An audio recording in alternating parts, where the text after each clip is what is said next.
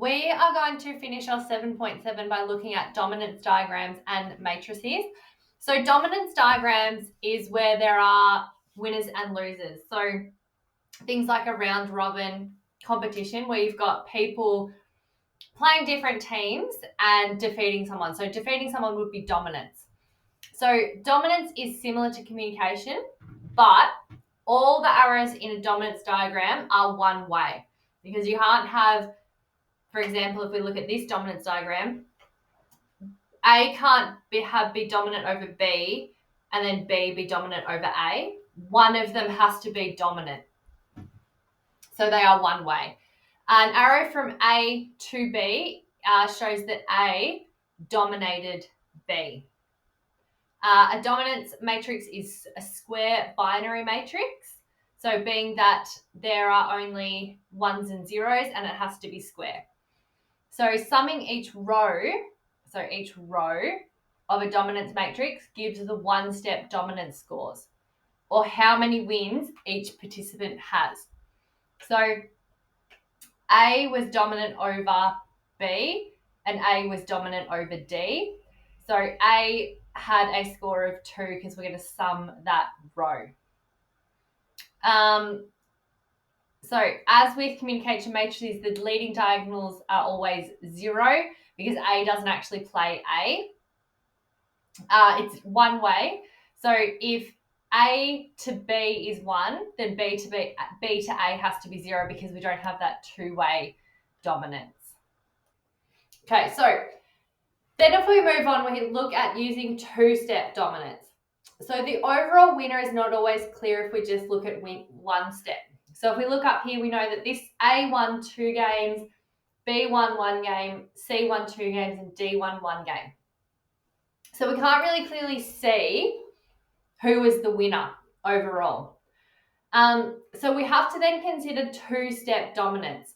So where A dominates C indirectly because they dominated D. So we know that A could then potentially beat D. Sorry, A could potentially beat C because we knew that A dominated D, and for example, D might have dominated C. So we've got the matrix M here, which shows our original one-step dominance matrix. And then we've got M squared, which is two-step dominance. If we go to then going M plus M squared, it gives us the sum of one-step and two-step dominance. So by summing each row of M and M squared, so this matrix here, it will give us the total dominance score. So if we look at our total scores, we can see that, now remember I've summed these two matrices. So we sum each row, total score of 4, total score of 2, total score of 5, total score of 3. We can then rank them and see who was the overall winner. So C had a total score of 5, being the highest. That makes them position number 1. So C is the overall winner, and we have really clear rankings. So some key information here. Dominance matrix, M, is a square binary matrix. Winners and losers like in a round robin tournament. 1 indicates a one-step dominance, so A dominates B, for example. The leading diagonal is all zeros because you don't have self-dominance. A is not playing A.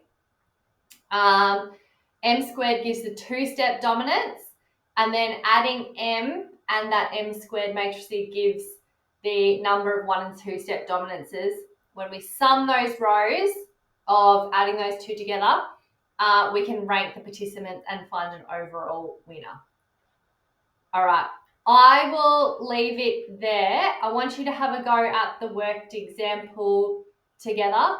Email me if you have any questions. I'm going to ask you then to finish off the questions from the textbook. I want you to do them all, and I want you to email me with any that you get stuck on, and I can make you a follow-up video on how to answer them.